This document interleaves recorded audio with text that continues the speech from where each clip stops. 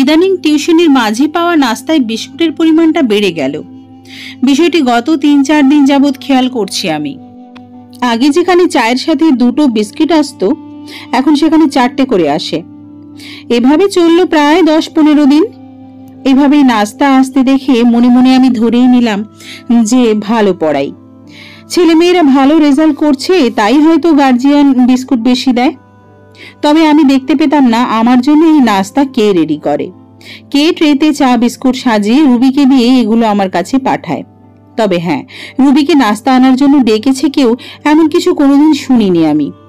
চায়ের সাথে বিস্কুটের পরিমাণ বেড়ে যাওয়ায় ঠিক 25 দিন পর থেকে পড়াশোনা শেষে 1 গ্লাস করে দুধ আসতে লাগলো। আমিও এটিকে আগের মতোই ভালো পড়ানোর উপহার হিসেবে ধরে নিলাম। কোনোদিনও রুবিকে জিজ্ঞেস করলাম না আসলেই আমার ধারণা ঠিক নাকি ভুল। এইভাবে চললো আরো 1 মাস। এরপর হঠাৎ একদিন চায়ের সাথে আবারও 1টি করে বিস্কুট আসতে শুরু হলো। পড়ানো শেষে গ্লাস ভর্তি দুধও আসা বন্ধ হয়ে গেল। এইভাবে চললো 1 সপ্তাহ। এরপর একদিন রাতে ঘুমানোর সময় বিষয়টি নিয়ে ভাববার তাড়না জাগলো মনে। ভাবতে লাগলাম আমি, মনের মধ্যে কয়েকটি প্রশ্ন এসে জড়ো হলো। হঠাৎ বিস্কুট বেড়ে যাওয়াটাকে ধরে নিয়েছিলাম ভালো পড়ানো, তাই হয়তো গার্জিয়ানের পক্ষ থেকে এটি উপহার। পরে যখন দুধ আসতো তখন সেটিকে উপহার হিসেবেই ধরে নিই। তাহলে এখন যে আবার আগের অবস্থায় ফিরে গেল। কিন্তু এখন তো পড়ানোর মান পূর্বের তুলনায় সব থেকে ভালো, স্কুলে ওদের পারফর্ম ভালো, তবে এগুলো বন্ধ হলো কেন? পরের দিন প্রশ্নগুলোর উত্তর জেনেই তবে পড়ানো শুরু করব বলে মনস্থ করলাম। বিকেল 3টে থেকে সন্ধ্যে 6টা নাগাদ পড়াই রুবিদেরকে। এই সময়টা রুবির মা বাসায় থাকলেও মাসেও 1 বার ওনার সাথে সাক্ষাৎ হয় না আমার। আজকেও প্রতিদিনের মতো হোমওয়ার্ক তৈরি করে রুবি, রাফি, ঋতু বসেছিল আমার জন্য। দরজা খোলাই থাকে। আমি বারান্দায় আসলেই ওরা আমাকে গ্রিটিং দিয়ে দেয়, আমিও দিই। আজ বসেই বললাম, রুবি প্রথমে আমার কয়েকটি প্রশ্নের উত্তর দাও তো, তারপর পড়াবো। রুবি বলল, জি স্যার, বলুন কি প্রশ্ন? আমি বললাম, আমার জন্য যে পড়ার মাঝখানে উঠে গিয়ে চা নাস্তা নিয়ে আসো, সেটা কে তৈরি করে দেন? রুবি বলল, কে আবার, কাজের বুয়া? আর কে দেবে? আমি বললাম, আচ্ছা, গত 1 সপ্তাহে আগে কে দিত? রুবি বলল, ওই সময় তো তানহা আপু দিত। কেন স্যার? আমি বললাম, তানহা আপু মানে? তুমি যে বললে কাজের বুয়া এসব বানিয়ে দেয়, তাহলে তানহা আপু কে? রুবি বলল, না স্যার, ওইসব বলা যাবে না। আমি বললাম, কেন বলা যাবে না বলো? রুবি এই সময় রাফি আর ঋতুকে বলল, তোরা একটু বাইরে যা তো, আমি ডাকলে পরে আসিস। রুবির কথা মতো ওরা বাইরে চলে গেল। এবার আমি বললাম, কি এমন কথা যে একেবারে ওদেরকে বাইরে পাঠাতে হলো? এবার রুবি বলল, আগে আপনি প্রমিস করুন, আমি এখন আপনাকে যা বলবো তা কোনো দিনও কাউকে বলবেন না। আমি বললাম, হ্যাঁ প্রমিস, কাউকে কিচ্ছু বলবো না আমি। এবার বলো তো। রুবি বলতে লাগলো, আসলে তানহা আপু হলো আমাদের স্কুলের সবচেয়ে ব্রিলিয়ান্ট স্টুডেন্ট। উনি এবার এসএসসি দেবেন, তবে উনি কথা বলতে পারেন না, মানে উনি জন্মগতভাবেই বোবা। আর ওনার পরিবারে ওনার মা ছাড়া আর কেউ নেই। কিছুদিন আগে ওনার মায়ের অপারেশন হওয়াতে আপুর পড়াশোনা প্রায় বন্ধ হতে বসেছিল। তখনই একদিন আমাকে যখন বাবা গাড়ি করে স্কুলে দিয়ে আসেন, তখন আপু এসে বাবাকে একটি কাগজ দেন। এরপর থেকে আপু আমাদের বাসায় দুপুরে 1টা থেকে সন্ধ্যে 7টা নাগাদ কাজ করতেন। সব মিলিয়ে 2 মাসের মতো ছিলেন। গত সপ্তাহে চলে গিয়েছেন। তবে আপু খুব ভালো। আপু অনেক সুন্দর ছবিও আঁকতে পারত। এই বলে রুবি ওর ব্যাগ থেকে ডায়েরি বের করে তানহার আঁকা রুবির স্কেচ দেখালো। সত্যি অপূর্ব এঁকেছে।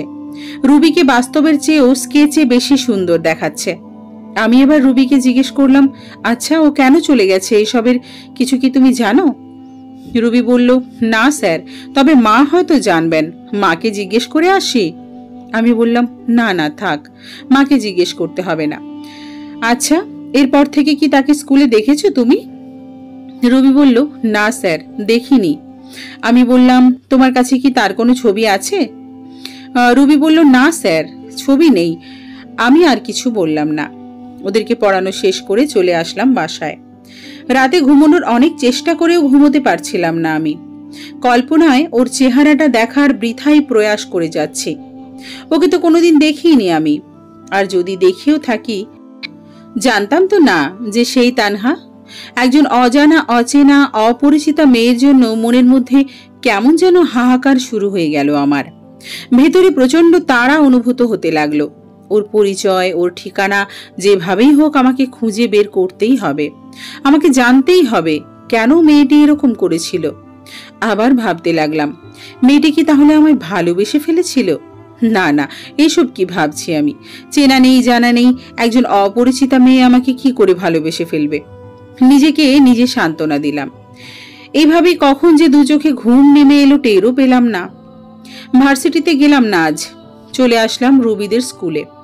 অফিসে গিয়ে কেরানিকে পেলাম না। একজনকে জিজ্ঞেস করায় বলল ওয়াশরুমে গেছে। গেলাম ওই দিকটায়। ওয়াশরুম থেকে ধোঁয়া বেরোতে দেখে বুঝতে বাকি রইল না তাকে কি করে হাত করতে হবে। বাইরে চলে এলাম।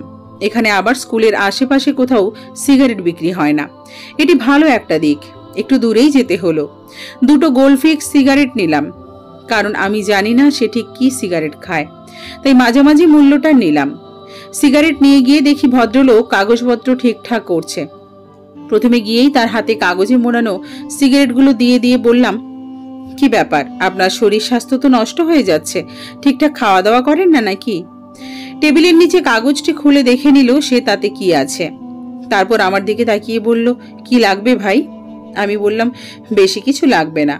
10ম শ্রেণীতে তানহা নামের একজন মেয়ে পড়ে এখানে। সে স্কুলে রেগুলার আসে কিনা, আর যদি না আসে তাহলে কতদিন যাবৎ স্কুলে আসছে না সেটা জানতে চাই, আর ওর ঠিকানাটাও জানতে চাই। আমার মুখে এসব শুনে লোকটি বলল, আপনি কে বলুন তো? আমি বললাম, আমি যা যা জানতে চেয়েছি সেগুলো দিয়ে তারপর ওয়াশরুমে গিয়ে সিগারেটগুলো টেনে আসুন।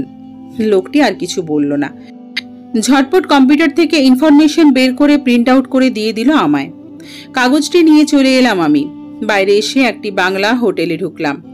হোটেলের কিচেনের সাথে লাগোয়া, কেউ চাইলেই কিচেনের ভেতর থেকে কাস্টমারদেরকে দেখতে পারবে। সকালে কিছু খাওয়া হয়নি। প্রথমে ভাবলাম সিঙ্গাড়া সমুচা খাবো, পরে ঠিক করলাম এসবের থেকে ভাত খেয়ে নিলেই ভালো হবে। অদূরেই গামছা কাঁধে দেওয়ালের সাথে হেলান দিয়ে দাঁড়িয়ে থাকা ছেলেটিকে ইশারায় ডাকলাম। ও আসলো। এসে বলল, কি খাইবেন কন? ওর শরীরে একটা অন্যরকম ভাব। দেখি মনে হচ্ছে সেই এই হোটেলের মালিক। ঠেকায় পড়ে ওয়েটারি করতে হচ্ছে। আমি বললাম, ভাত খাবো। কি কি আছে? ও বলতে লাগলো, শিং মাছ, কই মাছ, তেলাপিয়া, পোলট্রি মুরগি, গরু, খাসি। কোনটা খাইবেন তাড়াতাড়ি কন। সবগুলো নাম এক নিঃশ্বাসে বলে ফেললো। আমি জিজ্ঞেস করলাম, ছোট মাছ নেই? ও বলল, না। বললাম, ডিম আছে? ও বলল, জি আছে, দিমু? এবার ওর হাতে একটা 10 টাকার নোট ধরিয়ে দিয়ে বললাম, যাও ডিম ভর্তা আর ডাল দিও। টাকা দেওয়ায় বেশ খুশি হলো। খেয়াল করলাম ধুয়ে রাখা প্লেটটাও আবারও ধুয়ে নিল।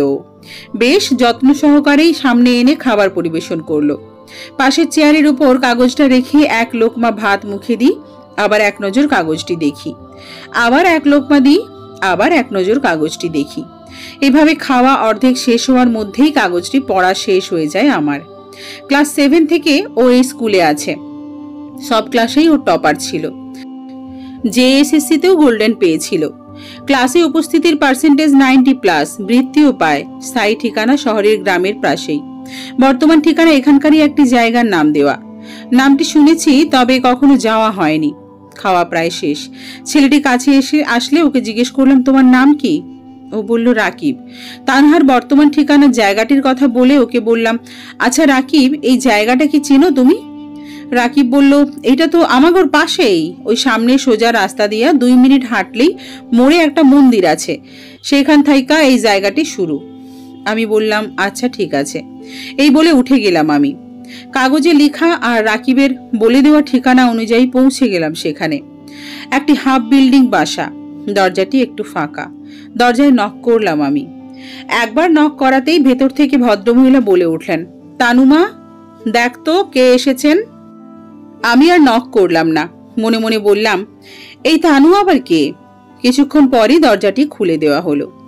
আমাকে দেখে মেয়েটি আঁতকে উঠল। মনে হলো আমাকে এভাবে সে স্বপ্নেও আশা করেনি। সালোয়ার কামিজ পরে আছে মেয়েটি, তবে মাথায় ওড়না দেওয়া। নজর নিচের দিকে নামিয়ে ভেতরে চলে গেল সে। আমি বুঝতে পারছিলাম না কি করব।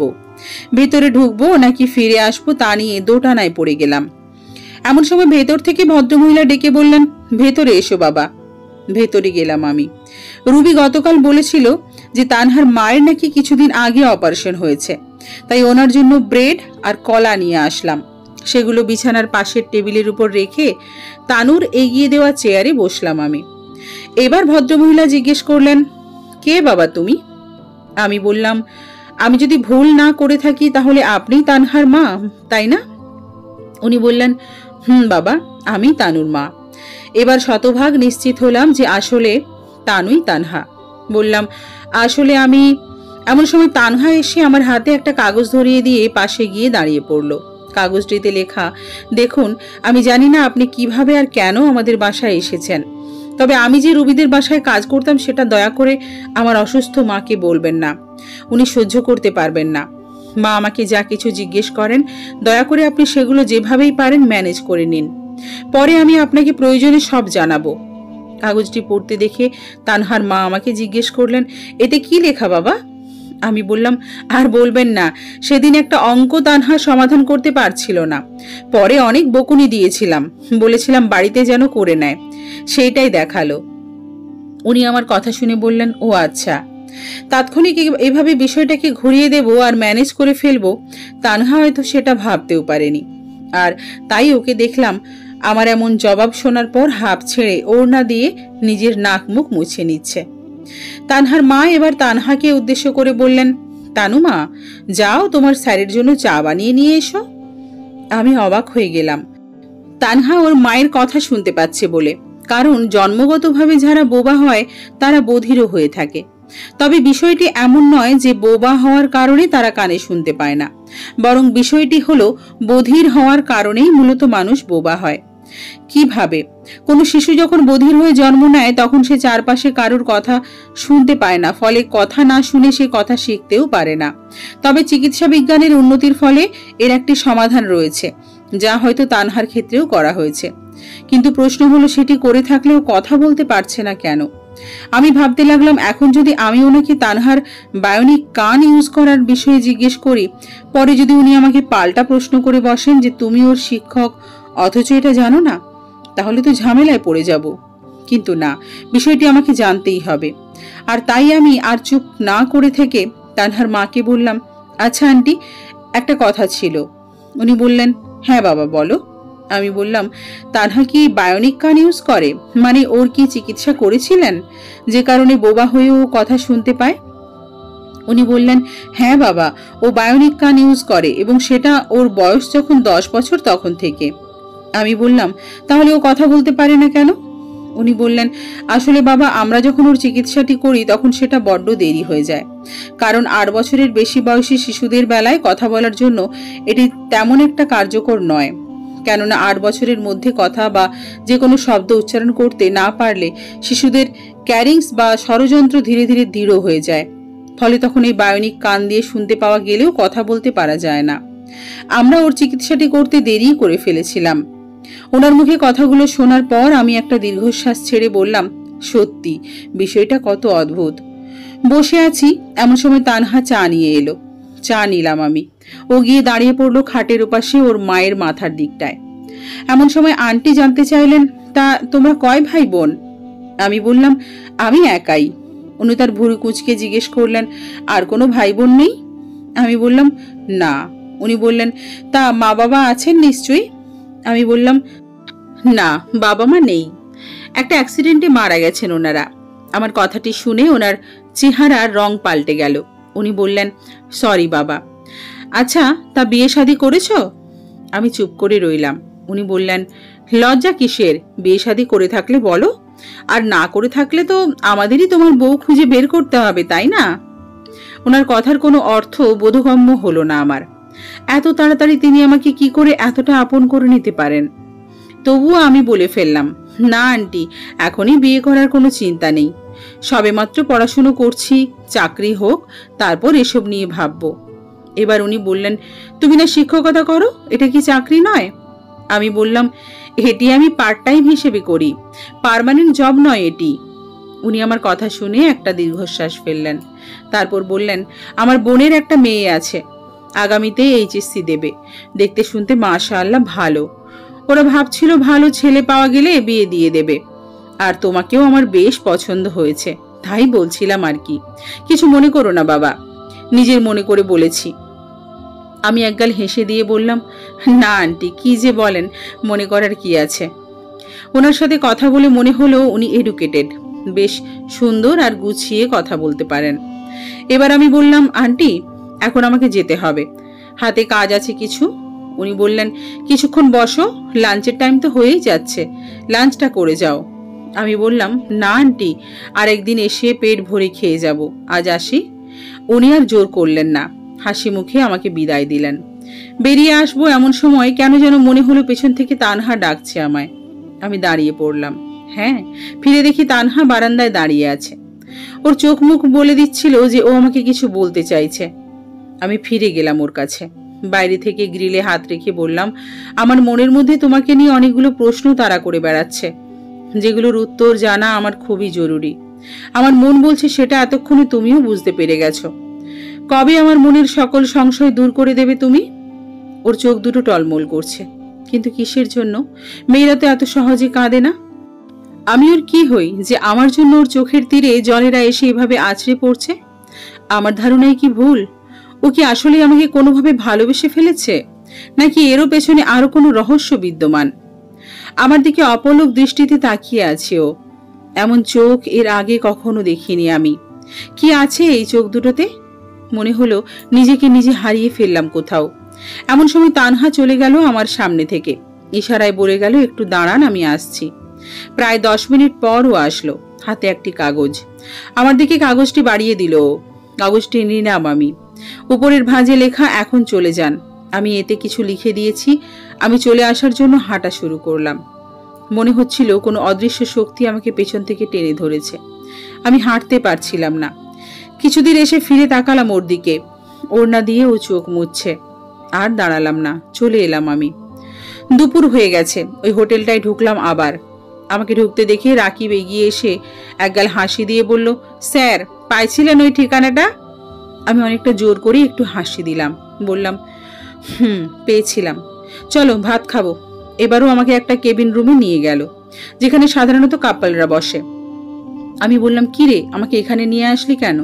ও বলল, এই রুমে এসি আছে স্যার, আপনি এখানেই বসেন, আর কি কি খাইবেন সেটা বলেন। মনে মনে ভাবলাম, 10 টাকার নোটটি এখনো কাজ করছে তাহলে। আরেকজন কাস্টমারের ডাকে ও চলে যাচ্ছিল, এমন সময় ওকে ডাক দিলাম আমি। ও কাছে আসলো, আরও একটি 10 টাকার নোট ধরিয়ে দিয়ে বললাম, তুই মিনিট 10 পরে আসিস, আমি একটু কাজ করব। ও বলল, ঠিক আছে স্যার, আপনি কাজ করেন, আমারে বইলেন যখন যা লাগবে। এই বলে ও 10 টাকার নোটটি পকেটে ভরে হাসতে হাসতে চলে গেল। আমি এবার তানহার দেওয়া কাগজটি ভাঁজগুলো খুলতে লাগলাম। ভাঁজটিও করেছে অত্যন্ত যত্ন সহকারে। লেখাগুলো দারুণ সুন্দর, গুটুগুটি অক্ষরে লেখা। পড়তে শুরু করলাম আমি। সালাম নেবেন, কি করে শুরু করব বুঝে উঠতে পারছি না। আমি কত বড় অভাগী দেখুন, আপনি আমাদের বাসায় আসলেন, বসলেন, অথচ আমি আপনার সাথে মুখ ফুটে দুটো কথা পর্যন্ত বলতে পারলাম না। সবই আসলে ভাগ্য। আমি জানি আপনি কেন আমার খোঁজ করে আমার বাসা পর্যন্ত চলে এসেছেন, আর এটি আমার বিশ্বাস ছিল আপনি আসবেন। আমি কোনো কিছু ঘুরিয়ে পেঁচিয়ে বলতে পছন্দ করি না। রুবিদের বাসায় একদিন আপনার একটি কাগজ দেখেই আপনার প্রতি আমার দুর্বলতা তৈরি হয়ে যায়। আমি তখন বাসার ছাদে ছিলাম। রুবির ফুফাতো বোন যে কিনা আমেরিকা থেকে বেড়াতে এসেছিল, সে তখন গার্ডেনে শর্ট ড্রেস পরে হাঁটছিল। আমি দেখছিলাম, গেট খুলে ভেতরে আসতেই প্রথমে তার দিকেই আপনার নজর পড়ে। এটি স্বাভাবিক বিষয়, কিন্তু পরক্ষণেই আপনি নিজের দৃষ্টি ফিরিয়ে নেন। চাইলেই আপনি ওর অর্ধনগ্ন দেহের সৌন্দর্য উপভোগ করতে পারতেন, অথচ করেননি। কেন জানি না, সেদিনের পর থেকে আপনাকে ছাড়া আমার আর কিছু ভাবতে পারি না। স্বপ্ন বুনতে শুরু করলাম আপনাকে নিয়ে। জানি না এই স্বপ্ন আমাকে কোথায় নিয়ে যাবে, জানি না এর শেষটা বেদনার হবে নাকি মধুর। তবে আমি আমার এই বেদনা বিধুর জীবনের সাথে আপনার সুন্দর আর সম্ভাবনার জীবনকে কল্পনা করে কখনো কখনো আটকে উঠি। সামলাই নিজেকে। আমি সবকিছুর জন্য ক্ষমা চাইছি। আমি আপনার সামনে কখনো আসবো না আর। ভালো থাকবেন, নিজের খেয়াল রাখবেন, সাবধানে থাকবেন, তানহা। লেখাটি পড়ার পর মনের অজান্তেই দুফোঁটা অশ্রু গড়িয়ে পড়ল। চোখের পানিও বোধহয় মনের ভাষা বুঝতে পারে। যেখানে তানহা নামটি লেখা সেখানেই পানিটা পড়ল। আমি ডাকলাম রাকিবকে, ও আসলো। বললাম, একটা চা নিয়ে আয় তো। ও ও চলে গেল চা আনতে। আমি বসে রইলাম, ভাবতে লাগলাম মানুষের জীবনটা কতই না অদ্ভুত। তানহাকে নিয়ে যতই ভাবছি ততই অবাক হয়ে যাচ্ছি। কত প্রখর ওর চিন্তাধারা, কোত্থেকে আমাকে ও জাজ করলো এসব ভাবছি। এমন সময় রাকিব চা নিয়ে আসলো। সামনে চা রেখেও বলল, স্যার ভাত খাইবেন না? আমি বললাম, ভালো লাগছে না রে, চাটা খেয়ে নি, পরে বলছি তোকে। ও বলল, আচ্ছা স্যার, ডাক দিয়েন আমারে। এই বলে ও চলে গেল। তানহার কথা ভাবতে ভাবতে চায়ে চুমুক দিলাম আমি। জিভে স্পর্শ পাওয়া মাত্রই আঁতকে উঠলাম। এরকম চা তো তানহা বানায়, চায়ের স্বাদটা তো অন্তত সেটাই বলছে। না না, এটা কি করে পসিবল? এখানে তানহা কোত্থেকে আসবে? তবে নিজের মনকে মানাতে পারছিলাম না। আমি শতভাগ নিশ্চিত যে এই চা তানহার হাতেই বানানো। ভাবতে ভাবতে উঠে গেলাম আমি। কেবিন থেকে বেরিয়ে রাকিবকে ডাক দিলাম। ও আসলো আমার কাছে, এসে বলল, কি হয়েছে স্যার, চায়ে কি চিনি নেই? আমি বললাম, এই চা কে বানিয়েছে রাকিব? ও বলল, কেন স্যার, চাটা কি স্বাদ হয়নি? আমি বললাম, কে বানিয়েছে সেটা বলো।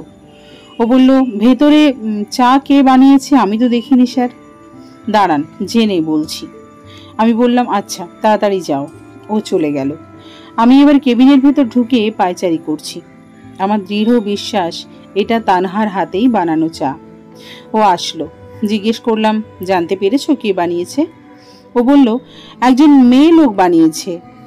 মেয়েটা 1 সপ্তাহ হয়েছে কাজে ঢুকেছে, নতুন তো, তাই ভালো করে হয়তো চা বানাতে পারেনি। দেন স্যার, কাপটা দেন, আপনার জন্য নতুন করে স্পেশাল চা বানিয়ে নিয়ে আসছি। মনে মনে প্রচন্ড রাগ হলাম আমি, কিন্তু রাকিবকে কোনো দোষ দিইনি। ওকে বলিনি যে কে চা বানিয়েছিল তার সবকিছু জেনে আসতে। কিন্তু কোনো একজন মেয়ে লোক চাটি বানিয়েছে, এইটুকু তথ্য আমার জন্য যথেষ্ট নয়। এবার ওকে বললাম, আরে বোকা, চায়ের স্বাদ অতুলনীয়। আমি কি বলেছি নাকি যে চা ভালো হয়নি? যে এই চা বানিয়েছে তার নাম সহ জেনে এসো, আমি তাকে পুরস্কার দেব। এবার আমার কথা শুনে রাকিব বলে উঠল, আচ্ছা স্যার, তাহলে আমি যে দৌড়দৌড়ি করছি আমাকে কিছু দেবেন না? আমি হেসে উঠলাম ওর কথা শুনে। বললাম, দিব না কেন, তোমাকেও টিপস দেব। যাও, এবার চা যে বানিয়েছিল তার সব তথ্য নিয়ে এসো। ও চলে গেল। এমন হাজারো রাকিবরা আছে যে বয়সে তাদের পিঠে স্কুল ব্যাগ থাকার কথা, সেই বয়সে তাদের পিঠে সংসার নামক পাহাড় সম দায়িত্ব চেপে বসে। ওরা পরিবেশ, পরিস্থিতি আর বাস্তবতার কাছে নিজেদেরকে আত্মসমর্পণ করে দেয়। জীবনের লাল নীল স্বপ্ন বোনা বাদ দিয়ে অন্যের স্বপ্ন বোনা দেখে। তবে ওদেরকে আমার ভালো লাগে। কেন ভালো লাগে জানেন? ওরা চুরি করে নয়, বরং কাজ করে পেট আর সংসার চালায়। আমি ওদেরকে স্যালুট জানাই। কিছুক্ষণ পরে রাকিব ফিরে আসলো। ও কাছে আসতেই আমি বললাম, জানতে পেরেছো কিছু? ও বলতে লাগলো, জি স্যার, যিনি চা বানিয়েছেন ওনার নাম তানহা। কথা বলতে পারেন না উনি, সবসময় কানের মধ্যে কি জানি একটা লাগিয়ে রাখে। তবে একটা কথা কি জানেন স্যার? বললাম, কি কথা? ও বলল, উনি আসার পর থেকে আমাদের রেস্টুরেন্টের কাস্টমার বেড়ে গেছে। উনি খুব ভালো রান্না করতে পারেন। রাকিবের মুখে সব কথা শোনার পর কেন জানি না ছোট বাচ্চাদের মতো আমি কাঁদতে শুরু করলাম। ও আমাকে কাঁদতে দেখে জিজ্ঞেস করলো, আরে স্যার, কাঁদছেন কেন? আমি ওকে বললাম, তুমি বুঝবে না এসব। আমি একটা কাগজে কিছু লিখে দেব, সেটা তুমি ওনাকে গিয়ে দিয়ে আসতে পারবে?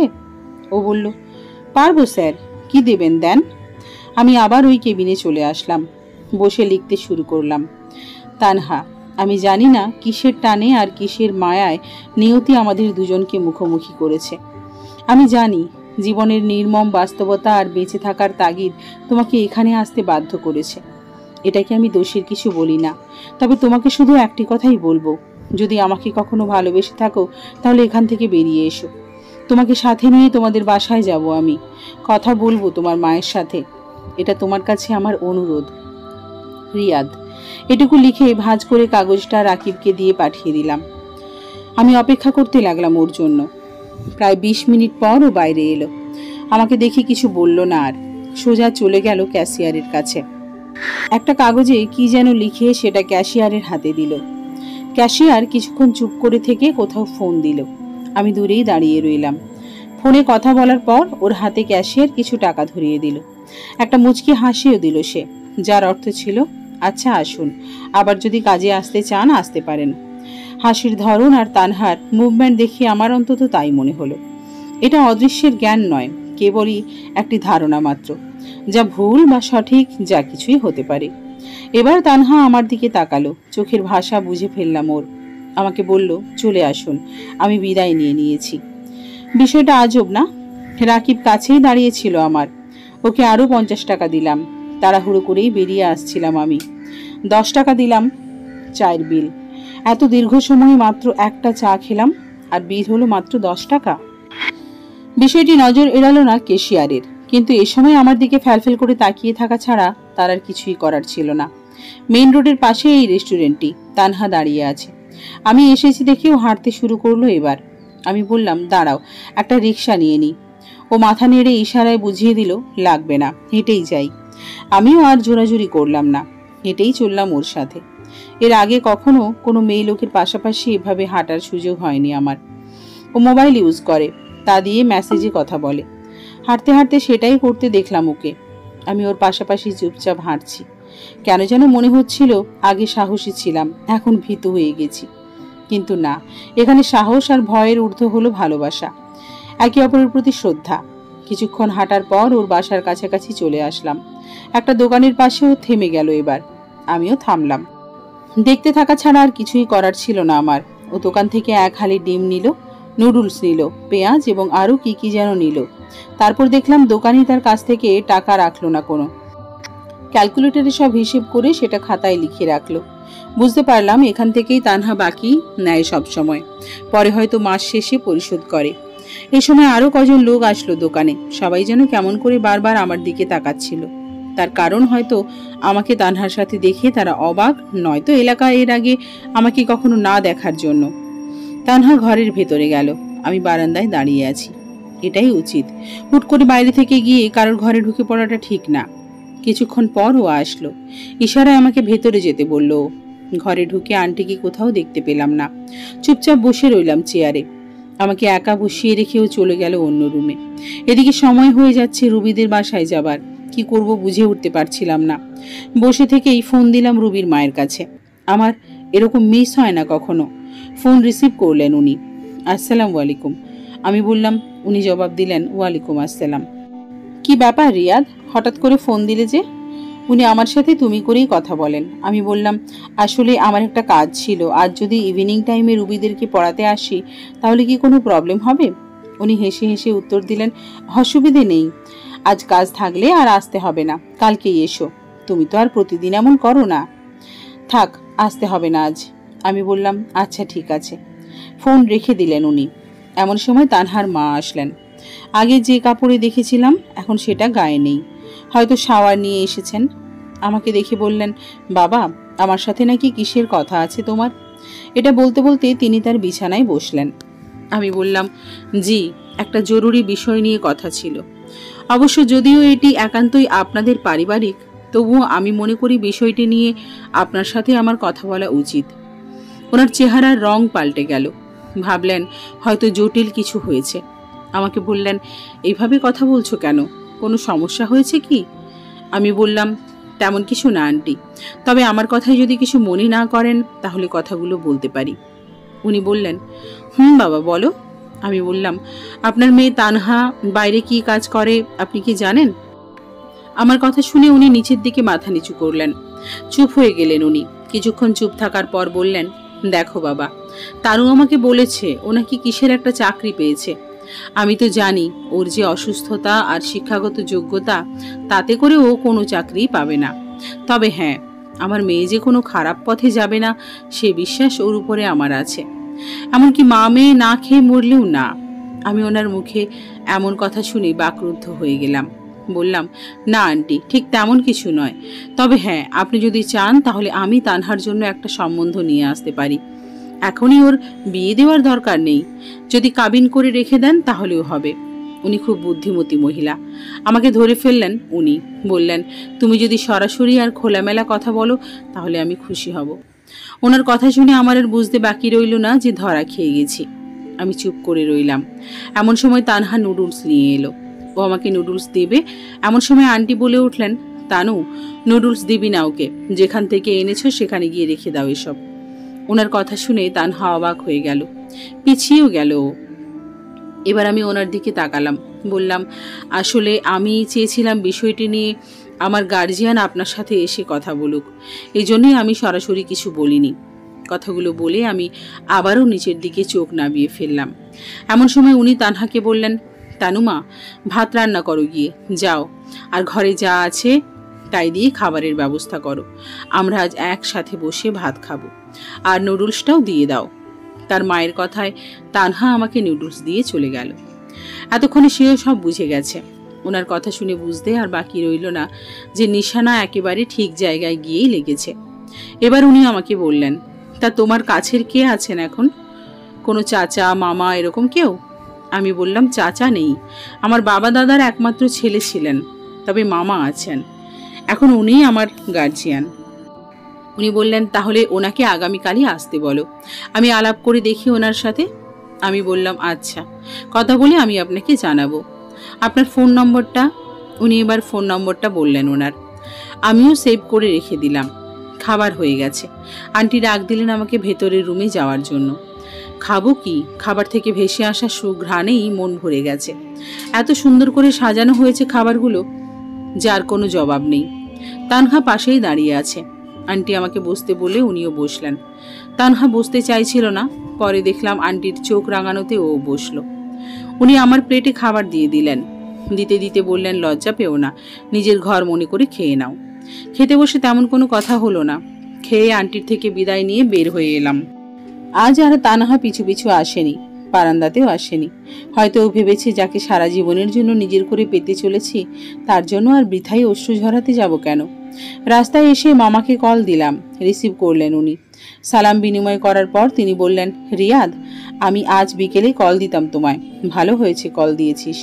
তোর মামি তোর সাথে যেন কিসের কথা বলবে, এই নে তোর মামির সাথে কথা বল। এপাশ থেকে বুঝতে পারলাম ফোনটা মামির হাতে দেওয়া হয়েছে। মামি ধরলেন ফোনটা, তার সাথেও সালাম বিনিময় করে ভালো মন্দ জিজ্ঞেস করলাম।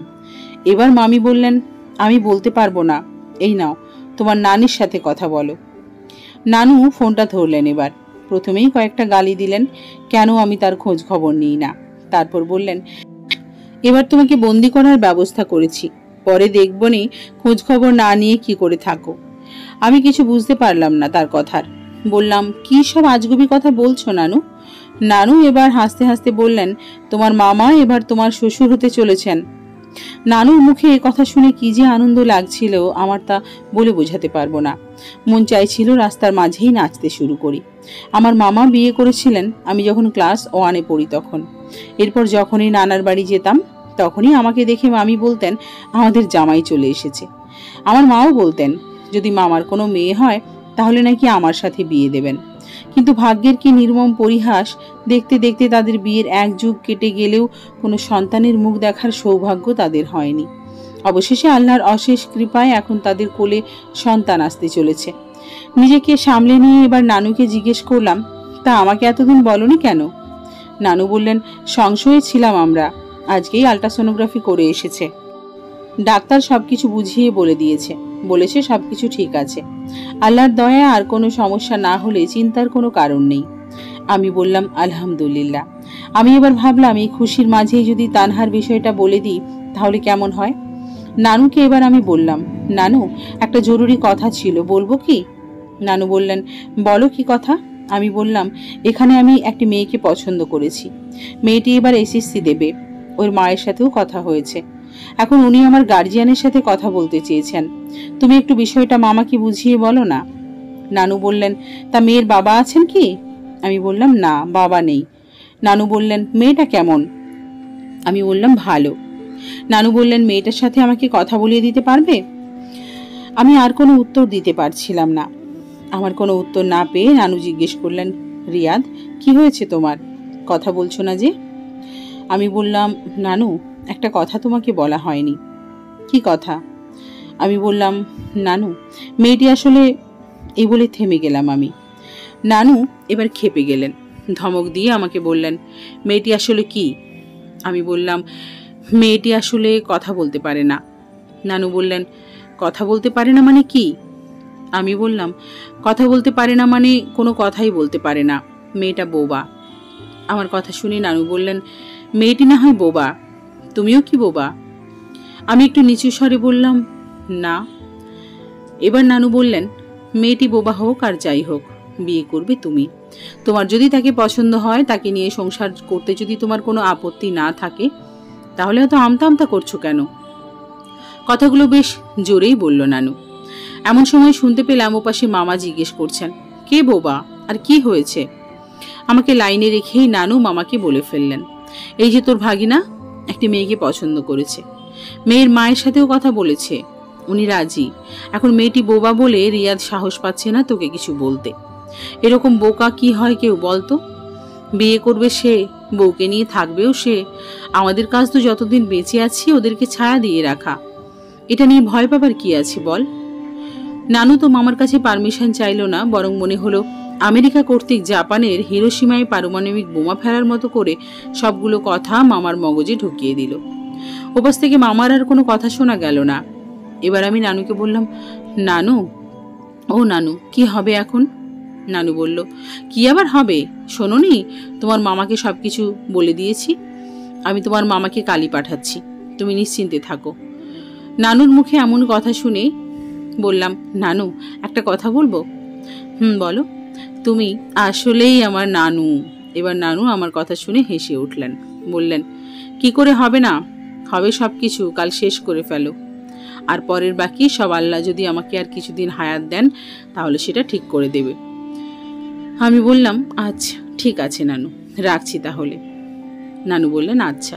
ফোনটা রেখে দিলাম। এবার চলে এলাম বাসায়।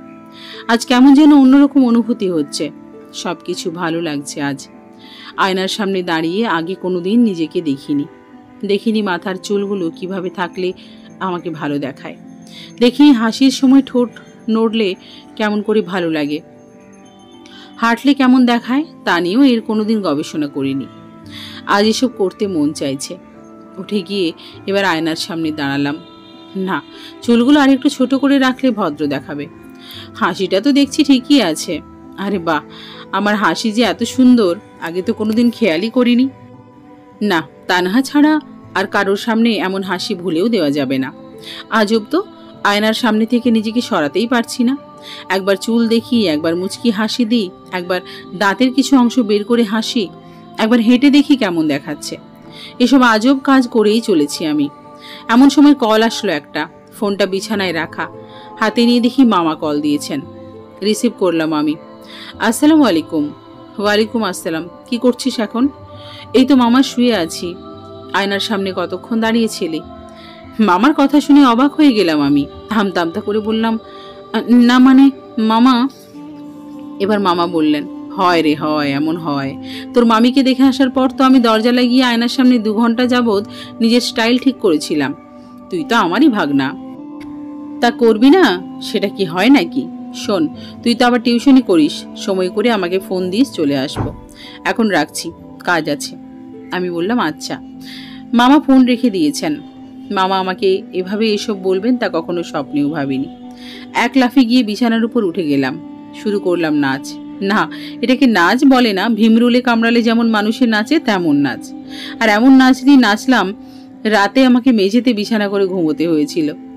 সকাল থেকেই আজ আমি বেশ ফুরফুরে মেজাজে আছি। থাকবো নাই বা কেন, আজকেই যে তানহার সাথে আমার বিয়ের আলাপ পাকাপাকি হতে চলেছে। দুপুরে আসলাম রুবিদের বাসায়। আমাকে দেখে রুবি বলল, স্যার একটা কথা বলবো? আমি বললাম, হ্যাঁ বলো। রুবি বলল, আপনাকে দেখে না আজ জামাই জামাই লাগছে। আমি ওর কথা শুনে কিছুটা লজ্জা পেলেও মুখের হাসি দিয়ে সেটা কাটিয়ে উঠলাম। আমি রুবিকে বললাম, হয়েছে হয়েছে, স্যারের প্রশংসা করে আর পড়ায় ফাঁকি দেওয়ার ধান্দা করতে হবে না। পড়ানো শুরু করলাম ওদের। পড়াচ্ছি, এমন সময় রুবির মা আসলেন। আমাকে দেখে বললেন, কি ব্যাপার রিয়াদ, তুমি কি কোথাও যাবে নাকি? আমি বললাম, জি যাব। উনি বললেন, কোথায়? আমি বললাম, আজকে এক জায়গায় মেয়ে দেখতে যাব। উনি বললেন, তাই নাকি? এটা তো খুশির সংবাদ। তা মেয়ের বাসা কোথায়? আমাদের কথাগুলো হাঁ করে শুনছিল রুবিরা। এটা দেখে রুবির মা বললেন, তোমরা এখন নিজেদের রুমে যাও, আজকে স্যারকে ছেড়ে দাও। ওরা তো মহা খুশি। ওরা চলে গেল বই খাতা নিয়ে। এবার উনি বললেন, মেয়ের বাসা কোথায়? আমি বললাম, মেয়েটিকে আপনি চেনেন? উনি আমার কথা শুনে অবাক হয়ে গেলেন। জিজ্ঞেস করলেন, আমি চিনি? কার কথা বলছো? আমি বললাম, আপনাদের এখানে যে ছিল 2 মাসের মতো, তানহাকেই দেখতে যাব। উনি এবার আরো অবাক হয়ে গেলেন। উনি বললেন, তানহা তো বোবা, সব জেনেও কি করে তুমি এমন ডিসিশন নিলে? আমি বললাম, দেখুন, আসলে মানুষকে মহান আল্লাহ তার 18,000 মাখলুকাতের মধ্যে সর্বশ্রেষ্ঠ মাখলুক হিসেবে সৃষ্টি করেছেন। এর মধ্যে কেউ কালো, কেউ সাদা, কেউ লম্বা, কেউ বেটে, অনেকেই আবার লুলা ল্যাংড়াও হয়, কেউ হয় অন্ধ, আবার কেউ হয় বোবা। এগুলো কি তারা ইচ্ছে করে হয় বলুন? উনি বললেন, না। আমি বললাম, আমি পড়াশুনো করেছি এবং এখনো করছি। একজন মানুষের বাহ্যিক সৌন্দর্য হয়তো আমাদেরকে সাময়িক সুখ দেয়, মনে তৃপ্তি দেয়, কিন্তু একজন মানুষের ভেতরের সৌন্দর্য আমাদেরকে সারা জীবন সুখে থাকতে সাহায্য করে। যাদের মন ভালো তাদের আত্মার বন্ধনগুলো অত্যন্ত শক্তিশালী হয়, কঠিন ও মজবুত হয়। আমি আবার এটা বলছি না যারা সুস্থ এবং সুন্দর তাদের বন্ধন শক্ত হয় না বা তাদের মন ভালো হয় না। তবে বিশ্বাস করুন, ওকে বিয়ে করতে পারলে আমি নিজেকে ধন্য মনে করব। এবার উনি বললেন, একটা কথা বলি? আমি বললাম, জি বলুন। উনি বললেন, তানহা সত্যি খুব ভালো মেয়ে। আমারও মনে হয় ওকে বিয়ে করলে তুমি সত্যিই খুব সুখী হবে। তুমি একটু বসো, আমি আসছি। কথাগুলো বলে উনি নিজের রুমের দিকে চলে গেলেন। আমি চুপচাপ বসে রইলাম। কিছুক্ষণ পরে উনি আসলেন। আমার দিকে কাগজে মোড়ানো কিছু একটা বাড়িয়ে দিলেন। জিজ্ঞেস করলাম, কি এগুলো?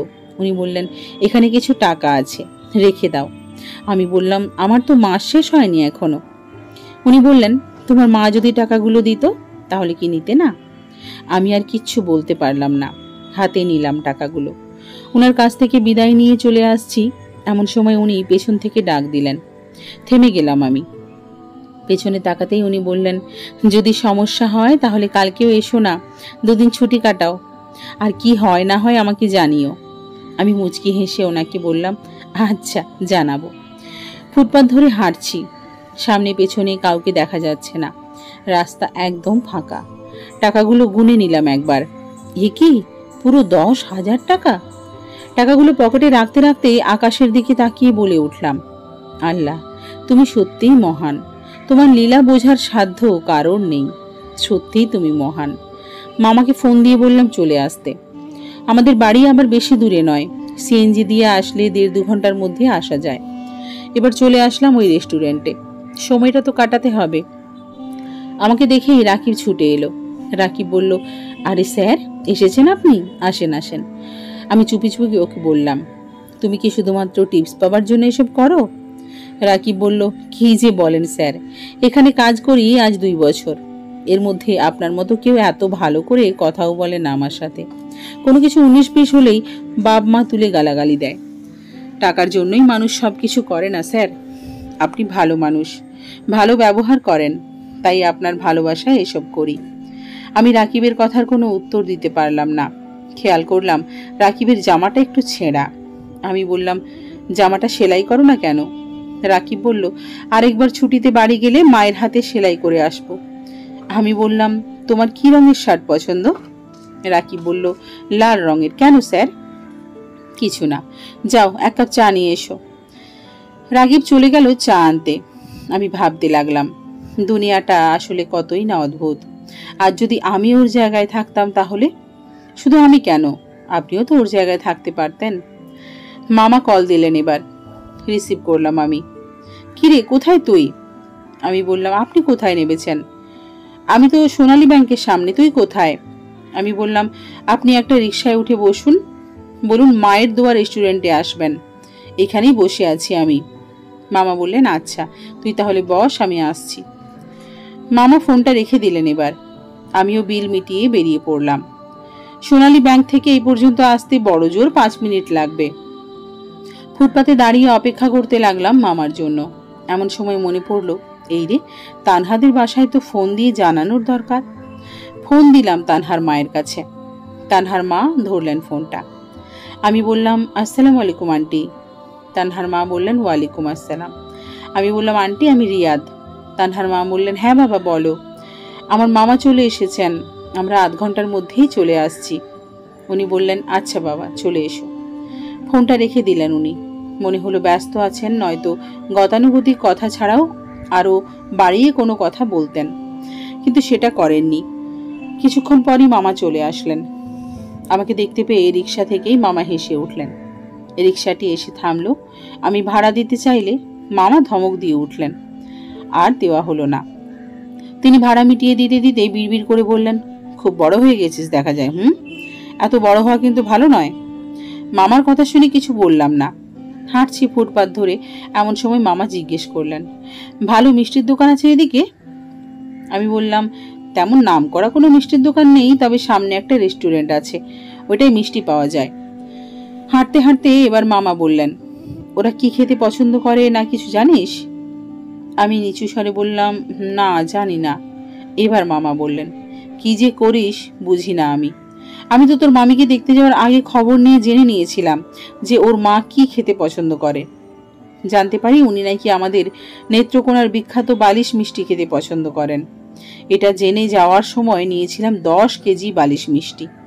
আমার টার্গেট ছিল, মেয়ে যদি আমার পছন্দ হয়ে যায় তাহলে যেন এক চান্সেই বিয়েটা করে ফেলতে পারি। পরে তো আমার শাশুড়ি তার প্রিয় খাবার এত বালিশ মিষ্টি দেখে সেই দিনই যেন মেয়ে বিয়ে দিয়ে দেবেন অবস্থা। অবশ্য যদিও তোর মামিকে কোনো কারণে আমার অপছন্দ হলে এতগুলো টাকা আমার ভেস্তে যেত। মামার এই কাহিনী শুনতে শুনতে চলে আসলাম রেস্টুরেন্টে। এবার এসে আর রাকিবকে পেলাম না। ওকে নাকি কোথায় পাঠানো হয়েছে একটা কাজে। 5 কেজি মিষ্টি নিলেন মামা, তিনিই টাকা দিলেন। রিকশার ভাড়া দিতে গিয়ে যে ধমক খেয়েছি তাতে এখন আর টাকা দেওয়ার সাহস করতে পারছি না। তারপর বেরিয়ে অদূরেই থাকা ফুটপাতের একটি পানের দোকান থেকে পান সুপারি কিনলেন। কেনাকাটা শেষ করে মামা ভাগ্নে এবার চড়ে বসলাম রিকশায়। রিকশাটি যতই এগোচ্ছে ততই আমার ভেতরে কেমন যেন ধরপড় বেড়েই চলেছে। এবার মামা কাকে যেন ফোন দিলেন। মামা বলে উঠলেন, আচ্ছা গোসল করছিলে? ওপাশ থেকে কি বললো শুনিনি আমি। তারপর মামা বললেন, এখন কিভাবে কি দেখবো একটু বলে দাও, আমি কি আর এত সব বুঝি নাকি? এরপর বেশ কিছুক্ষণ মামা চুপ করে থেকে শুধু কথাগুলো শুনে গেলেন ফোনে, তারপর রেখে দিলেন। বুঝতে পারলাম মামির সাথে কথা বলেছেন। দেখতে দেখতে তানহাদের বাসার সামনে চলে এসেছি। রিকশা থেকে নামলাম। এবার মামা এবারও ভাড়া দিলেন। আমার হাতে মিষ্টি আর নিমকিগুলো, মামার হাতে পান সুপারি। তানহার মা বারান্দাতেই কিছু একটা কাজ করছিলেন। আমার দিকে তাকাতেই ওনাকে সালাম দিই আমি। মামাও দেন। উনি হাসি মুখে সালামের উত্তর দিয়ে মামাকে জিজ্ঞেস করেন, ভালো আছেন? জি ভালো। আপনি ভালো আছেন তো? জি ভালো। আপনাদের আসতে রাস্তায় কোনো অসুবিধে হয়নি তো? ঘরের ভেতরে ঢুকতে ঢুকতে মামা বললেন, না না কোনো অসুবিধে হয়নি। টেবিলের উপর মিষ্টি আর নিমকিগুলো রাখলাম আমি। এবার তানহার মা মামাকে উদ্দেশ্য করে বললেন, একটু এদিকে আসুন। মামা যাচ্ছেন, আমি দাঁড়িয়ে রইলাম। আমাকে দাঁড়িয়ে থাকতে দেখে তিনি আমাকেও যেতে বললেন। গেলাম আমি। ঘরের কোথায় কোনো রুম, কোথায় কিচেন, কোথায় ওয়াশরুম সবকিছু আমাদেরকে দেখিয়ে আসলেন। আসলে আমাদের কারোর বাড়িতে যখন কোনো মেহমান আসেন তখন আমাদের উচিত আমাদের ঘরে বা বাড়িতে কোথায় কি আছে তাদেরকে দেখিয়ে দেওয়া। নয়তো হঠাৎ করে কারোর ওয়াশরুমে যাওয়ার প্রয়োজন হলে ওয়াশরুমটা কোথায় বা কোন দিকে এইসব প্রশ্ন করাটা মেহমানের কাছে বিব্রতকর লাগে। এর চেয়ে সে যদি এসে জেনে ফেলে যে বাড়ির বা বাসার কোথায় কি আছে, তাহলে সে তার প্রয়োজন পড়লে নিজে থেকেই গিয়ে প্রয়োজন মিটিয়ে ফেলতে পারবে। আমাদেরকে এবার বসতে দেওয়া হলো। আন্টি পানি এবং শরবত এনে দিলেন। সাধারণত এটাই উচিত, কেউ আসলে প্রথমে তাকে পানি এবং শরবত দেওয়া, যেন কিছুটা রিফ্রেশ হতে পারে। এরপর সামর্থ্য অনুযায়ী আপ্যায়নের ব্যবস্থা করা। আমি মনে মনে তানহাকে খুঁজেছি, তবে ওকে কোথাও দেখতে পাচ্ছি না। আমার চোখ ঘোরাঘুরি করছে দেখে আন্টি বিষয়টি বুঝে ফেলেন। আমাকে বললেন, আমার মেয়ে পাশের বাসায় আছে, আপনারা যখন বলবেন তখন ওকে নিয়ে আসব। এবার মামা বললেন, ছেলে মেয়ে দুজনে যদি একে অপরকে পছন্দ করে নেয় তারপর না হয় আমরা পরবর্তী বিষয়গুলো নিয়ে কথা বলবো। এবার আন্টি বললেন, আচ্ছা আপনারা তাহলে বসুন, আমি তানহাকে নিয়ে আসছি। এই বলে উনি চলে গেলেন। কিছুক্ষণ পর তানহার মা আসলেন। এবার তানহার মা আমাকে উদ্দেশ্য করে বললেন, পাশের রুমেই তানহা আছে, যাও কথা বলে এসো। ওই রুমের 2টো দরজা, একটি কিচেনের দিকে যা দিয়ে পেছনের দিক দিয়ে বাইরে যাওয়া যায়, আর একটি দরজা ঘরের ভেতরের দিকে যেটি কিনা খোলা রাখা হয়েছে। মামাকে নিয়ে যেখানে বসেছি সেখান থেকে ভেতরের দরজা দিয়ে রুমের আংশিক ভেতরের অংশ দেখা যায়। আমি গিয়ে ঢুকলাম ওই রুমে। তানহা সালোয়ার কামিজ পরেছে। রুমটাতে ঢুকতেই গোটা শরীর কেমন যেন একটা কম্পন অনুভূত হলো। তানহা বিছানায় বসেছে, আমি একটা চেয়ারে বসলাম। এতদিন তানহার সামনে লজ্জা লাগেনি, তবে আজ লাগছে। রুমে ঢোকার পর এখনো পর্যন্ত আমার দিকে তানহা একবারও তাকিয়ে দেখেনি। কিছুক্ষণ চুপ থাকার পর এবার আমি তানহাকে বললাম, দেখো, তুমি তো আমার বিষয়ে সবকিছুই জানো। আমি আমার কোনো দিক বা বিষয় তোমার কাছে লুকাইনি, যা আছে সব বলেছি। এবার তুমি বলো, আমাকে বিয়ে করতে কি তোমার কোনো আপত্তি আছে? তানহা মাথা নেড়ে বলল, না। আমি বললাম, আলহামদুলিল্লাহ। চলে আসলাম ওই রুমে। আমাকে দেখে মামা বললেন, কথা শেষ? আমি বললাম, জি শেষ। এবার তানহার মাকে উদ্দেশ্য করে মামা বললেন, তাহলে এবার আমরা কথা এগোই, কি বলেন? উনি জবাব দিলেন, জি বলুন। মামা বলতে শুরু করলেন, দেখুন, আমার বোন আর দুলাভাই মারা যাবার পর রিয়াদের দায়িত্ব আমিই নিই। ওর যাবতীয় বিষয়াবলী আমি দেখলেও কাকে বিয়ে করবে সেটা সিদ্ধান্ত নেওয়ার পূর্ণ ক্ষমতা তাকে দিয়ে রেখেছিলাম। আমি বিয়ে করেছি 1 যুগেরও উপর হয়েছে। সময় মতো যদি আমার একটি মেয়ে হতো তাহলে ওর কাছেই বিয়ে দিতাম। কথাগুলো বলার কারণ হলো, যার কাছে আমি আমার নিজের মেয়ে বিয়ে দিতে আগ্রহী ছিলাম তার জন্যই আপনার কাছে এবার মেয়ে চাইতে আসলাম। আপনার মেয়ে আমাদের কাছে নিজেদের মেয়ের মতোই থাকবে। আর হ্যাঁ, আল্লাহর রহমতে আমার ভাগনার হাত পা সুস্থ, সে পড়াশোনাও করেছে। চাকরি যদি নাও হয়, অন্তত ভিক্ষা করে বউকে খাওয়াতে হবে না। তাই বলছি, আমাদের কোনো দাবি দাওয়া নেই। আমি আমার যা বলার বলে দিয়েছি। এবার আপনি বলুন। মামার মুখে কথাগুলো শোনার পর তানহার মা কেঁদে দিলেন। আঁচল দিয়ে নিজের চোখের পানি মুছতে মুছতে বললেন, জানি না কত ভাগ্য নিয়ে জন্মালে কারোর জন্য এমন সম্বন্ধ আসে। আমার মেয়ে সত্যিই খুব ভাগ্যবতী। আল্লাহর অশেষ রহমত আছে ওর ওপর, নয়তো তার কপালে রিয়াদের মতো ছেলে জুটত না। এবার মামা বললেন, দেখুন, সমাজের প্রতিটি মেয়ে তানহা নয়, সবাই এরকম নয়, কিন্তু চাইলেই সমাজের প্রতিটি ছেলে রিয়াদ হতে পারে। ওরা যদি প্রতিজ্ঞা করে যে না, আমরা বিয়েতে কোনো যৌতুক নেব না, কাউকে পছন্দ হলেও সেটা অভিভাবকদেরকে অবগত করে তাদের মর্জি নিয়ে তবেই বিয়ের দিকে পা বাড়াবো, এসব চাইলেই কিন্তু সবাই পারে। যাই হোক, তাহলে কবে ওদের কাবিনের তারিখ ধার্য করবেন? উনি বললেন, সামনে শুক্রবার করলে কেমন হয়? মামা বললেন, আলহামদুলিল্লাহ, ইনশাআল্লাহ সবকিছু ঠিক থাকলে তাহলে আগামী শুক্রবারেই ওদের কাবিন হচ্ছে। উনি বললেন, জি। আমি তখন তানহার মায়ের চোখের জলের আড়ালে অদ্ভুত এক আনন্দ দেখতে পেয়েছি। আপনি এমন আনন্দ দেখতে পাবেন যদি সেভাবে ভাবেন, যদি সেভাবে নিজেকে তৈরি করেন। বিশ্বাস করুন, কারোর মুখে হাসি ফোটাতে পারার মতো সুখ জগতে খুব কমই আছে। বিয়ের 1 বছর পর ঘড়ির কাঁটা তখন রাত 8:30।